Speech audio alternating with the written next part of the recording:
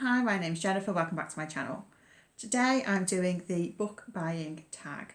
I was kindly tagged by Gemma from Gemma Books, and the original is by One Book One Review. I will link both those down below. Question 1. Where do you buy your books from? So I don't buy books very often. I use the library a lot. So when I do buy books, I tend to buy second hand and books that I know I can't get in the library. Over the last sort of 12 to 18 months, I've used World of Books quite a lot, who are an online company who sell a lot of second-hand books. I buy books from charity shops, from second-hand shops, and then I also have a book subscription service set up with a company called the Gently Used Book Club. I'll put their information down below as well in case you're interested. So I get 2 books a month from them, which is second hand, and they're in the category of world literature. So I don't know what I'm getting, but I get 2 books a month. Okay, question 2. Do you ever pre-order books?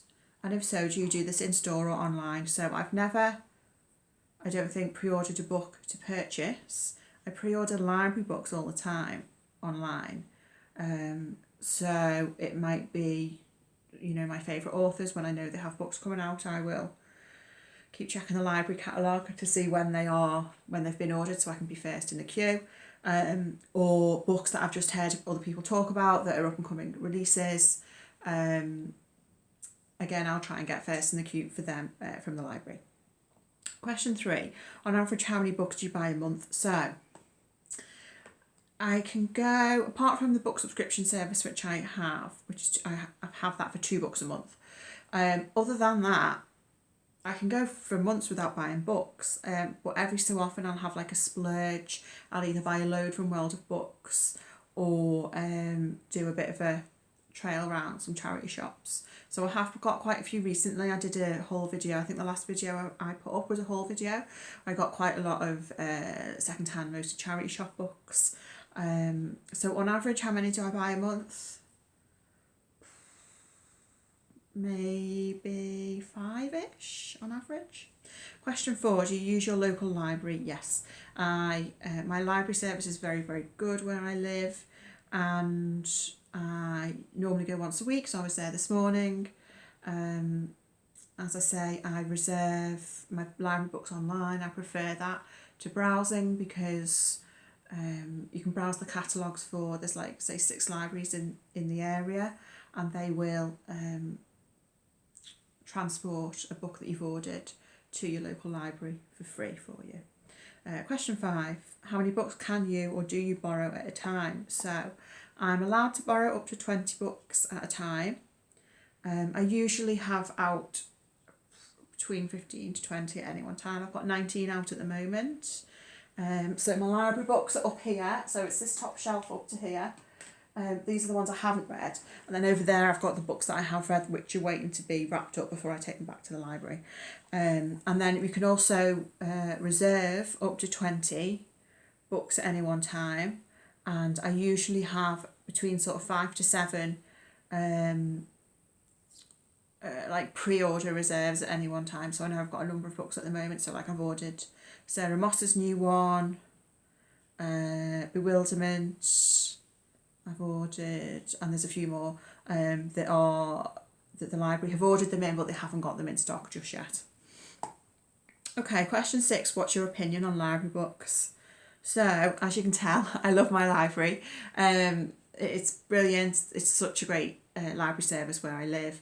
I think it really has a positive impact on my reading because I think I can take more chances with what I'm reading because I use the library, whereas I think if I was buying all the books I read, I would want to be sure, or as sure as I could be, that I was going to like those books. I wouldn't want to be DNFing them. Whereas with the library, it's risk-free. I can take a book out. If I don't like it, it's fine. I don't have to finish it. I'll take it back to the library. So it means I can take more chances with the books that I'm picking up. Question 7, how do you feel about charity shop and second-hand books? Love them. And what I do particularly like as well, particularly with charity shops, is the sort of serendipitous nature of finding a book that you've been looking for, that you really want to read, and it just happens to be there waiting for you in the charity shop. Question 8. Do you keep your red and TBR pile together or not? So I try to keep them separate. So I have, so behind me here, so this shelf here is mostly books that I haven't yet read. Apart from, this is my Anne of Green Gables set, which I've read. I haven't read the last two actually, but I've read most of these several times. A couple of hardbacks there just because they fit there that I have read, but most of these are waiting to be read.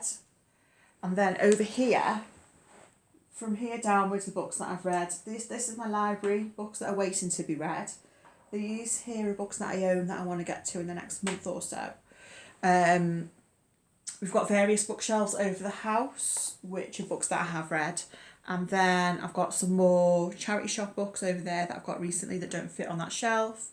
And we've got another unit over there which has books that I haven't read yet, but they're more sort of random books. So during lockdown in particular, I got like random books online. So like there was some like charities that did book bundles, so you didn't know what you were getting, but it was dead cheap and you got it and you got like 5 books or 10 books or whatever.